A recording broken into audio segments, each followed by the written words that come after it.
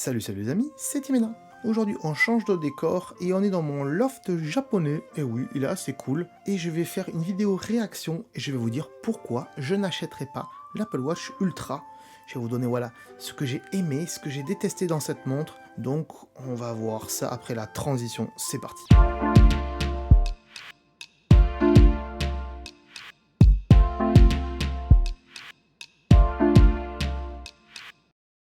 Voilà donc encore une fois, petite vidéo chill sur la chaîne où je vais vous donner mes réactions par rapport à cette Apple Watch Ultra. Sachez avant de commencer cette vidéo que j'ai moi-même à la maison, alors je ne l'ai pas mis au poignet parce que, ni là, hein, parce que je suis gaucher donc je la mets au poignet droit en règle générale, vous voyez la différence de couleur des poignets. Voilà, c'est... Voilà, donc je suis gaucher donc je la mets à droite. Je la mets pas quand je suis à la maison tout simplement parce que ça me gêne, je la mets que quand je sors. Et donc, je sais pas si je l'ai dit, mais j'ai une Apple Watch série 6, et déjà, elle me convient très bien, cette Apple Watch série 6. J'ai donc déjà sur l'Apple Watch série 6 le CG, le capteur d'oxygène, le Always On, même si je m'en sers pas du tout en fait. Et je sais pas pour vous, mais chez moi, la batterie, elle dure au moins 2-3 jours. Si j'utilise vraiment au max, que je la pousse au max, 3 jours, elle tient facilement. Sachant que je la mets pas du début de la journée à la fin de la journée, on est bien d'accord. Il y a des moments où je vais la poser et tout ça. Et que la nuit, en général, je l'éteins, tout simplement. Donc, que dire sur cette Apple Watch Ultra? Alors, au premier abord, le design, il m'a pas vraiment convaincu, parce que j'ai trouvé, comme vous voyez sur cette image maintenant, que le design, en fait, c'est celui d'une Apple Watch classique, on va dire 6, 7, 8, auquel on aurait posé par-dessus un écran plat en surépaisseur. Pareil pour les boutons, ils ont un peu grossi entre guillemets, mais je pense que c'est plutôt pour faire un système d'étanchéité de la part d'Apple. Et du coup, au premier abord, encore une fois, je n'ai pas trouvé très esthétique cette Apple Watch. Et puis après, en y réfléchissant un peu,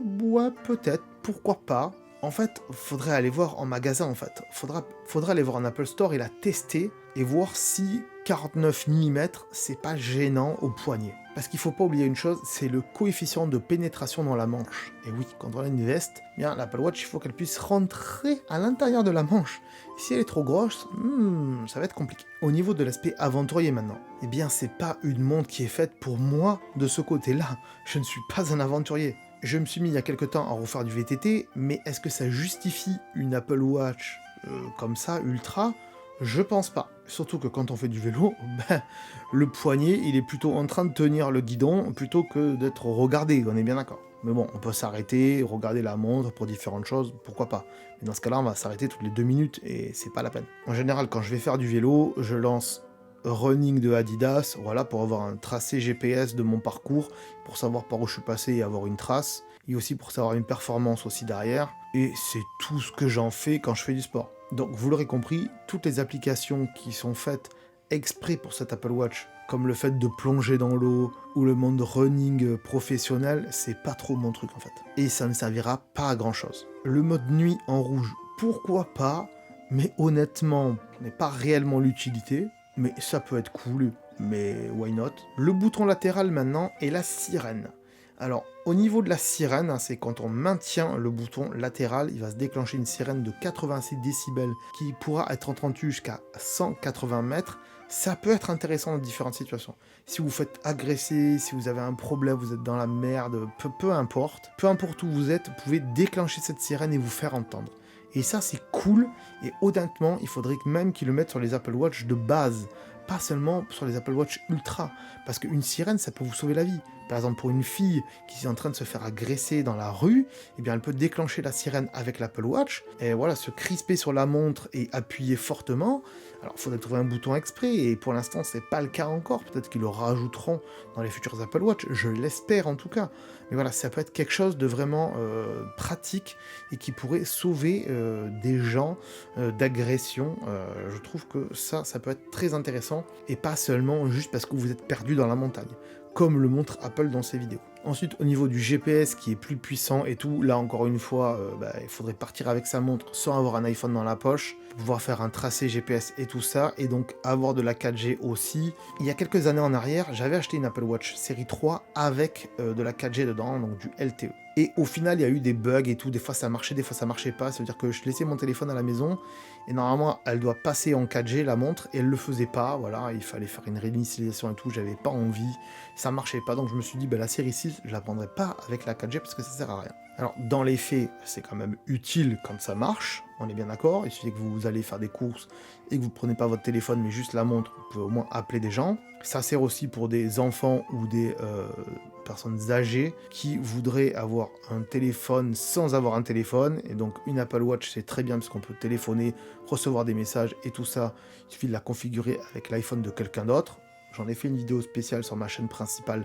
Si ça vous intéresse, la vidéo est en description. Le fait de pouvoir d'aller à 100 mètres en plongée, attention, c'est quand on dit 100 mètres, eux ils disent 40 mètres, et 100 mètres ils prennent une base un peu plus large, parce qu'il y a la pression de l'eau, il y a les vagues, il y a différentes choses qui font que voilà, ils mettent 100 mètres, mais grosso modo c'est 40 mètres, c'est juste pour les surfeurs, pour ceux qui font de la plongée pas très profonde, je sais plus comment ça s'appelle, du snow, je sais plus, dites-moi le dans les commentaires. Voilà, des plongées pas très profondes où on peut voir juste comme ça les petits poissons et tout ça. Voilà, dans ce cas-là, c'est intéressant.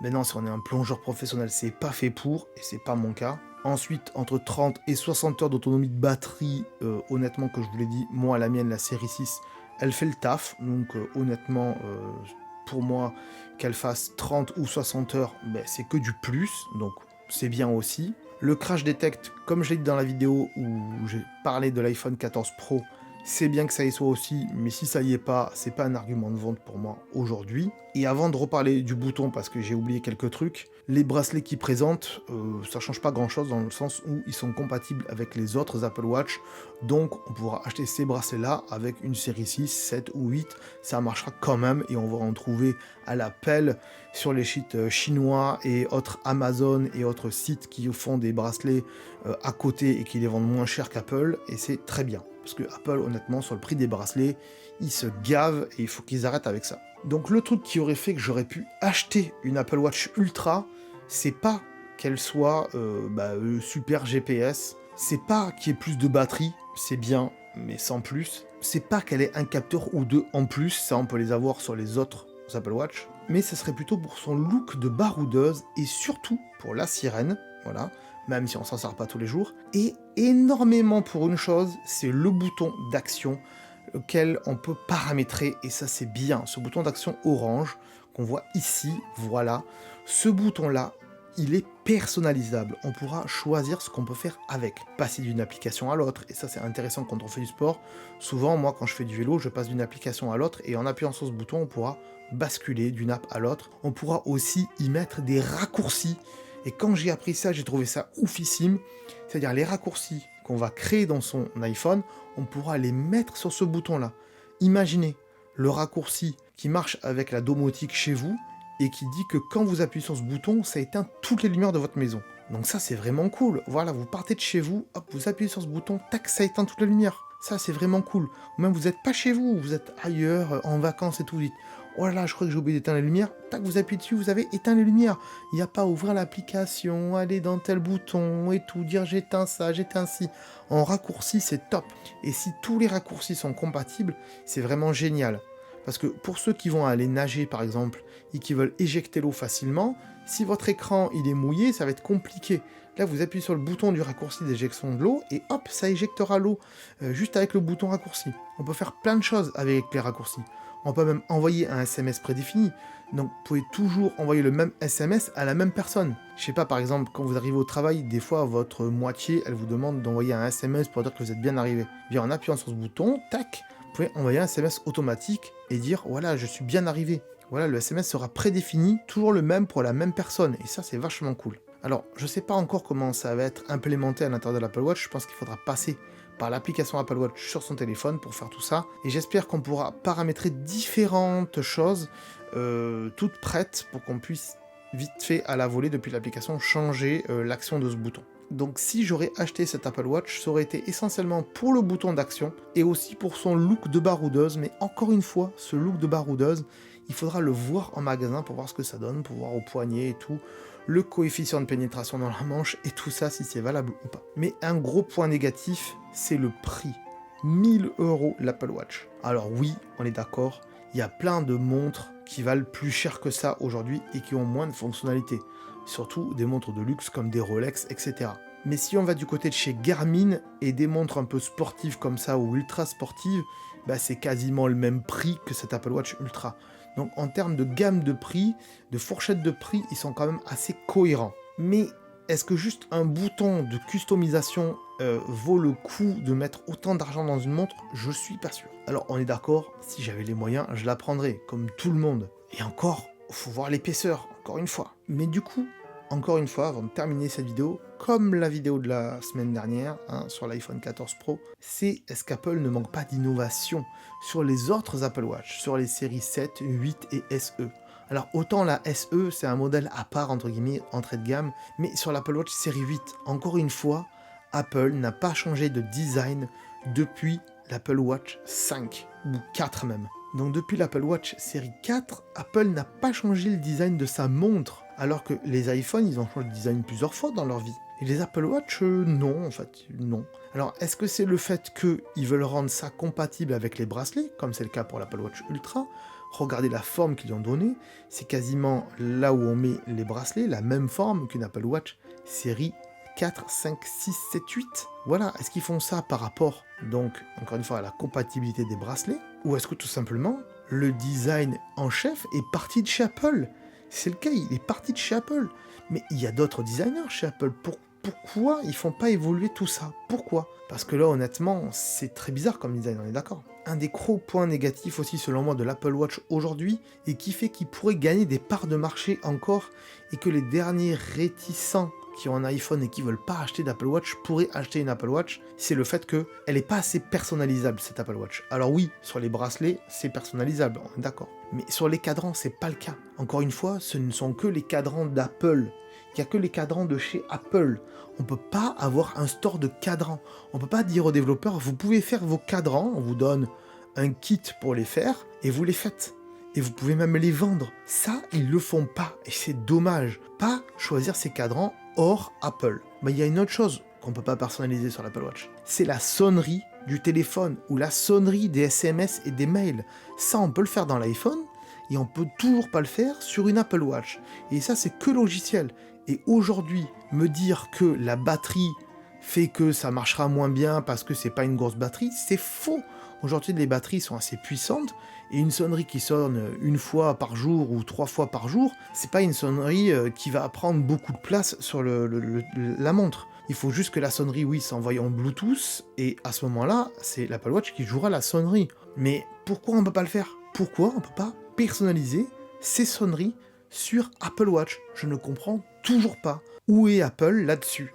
C'est bien dommage. Alors, c'est pas ça qui fait que j'achète ou j'achète pas, mais c'est un gros frein pour plein de personnes, je pense, aujourd'hui, et je comprends pas pourquoi ils vont pas là-dessus, et je trouve qu'aujourd'hui, ils innovent pas là-dedans, et c'est bien dommage. Donc voilà, au-delà du prix, dites-moi vous dans les commentaires pourquoi vous achèterez ou pas cette Apple Watch. Dites-moi ce qui vous plaît pas dans cette Apple Watch, et on est bien d'accord, on parle pas du prix. Admettons que vous avez les moyens et vous pouvez vous l'acheter. Pourquoi vous l'achèterez ou pourquoi vous l'achèterez pas? Voilà, marquez-moi ça dans les commentaires. C'est la fin de cette vidéo, merci de mettre un petit pouce bleu si elle vous a plu, bien sûr. N'hésitez pas à vous abonner à cette chaîne secondaire, bien sûr, parce que peut-être que vous êtes tombé dessus par hasard, vous avez vu cette vidéo dans le flux de la chaîne principale, et que vous savez pas que j'avais fait une chaîne secondaire, eh bien abonnez-vous. Voilà, c'est le cas, il faut le faire maintenant, c'est le moment. Voilà, allez-y, là, cliquez là, abonnez-vous, je sais plus où c'est, mais abonnez-vous. Voilà. On se dit à très bientôt sur la chaîne principale et aussi sur cette chaîne secondaire. Enfin, à très bientôt. Tout dépendra. Voilà, parce que la chaîne secondaire, il n'y a pas forcément des vidéos toutes les semaines, on est d'accord. Mais à très bientôt quand même. Des bisous, ciao ciao.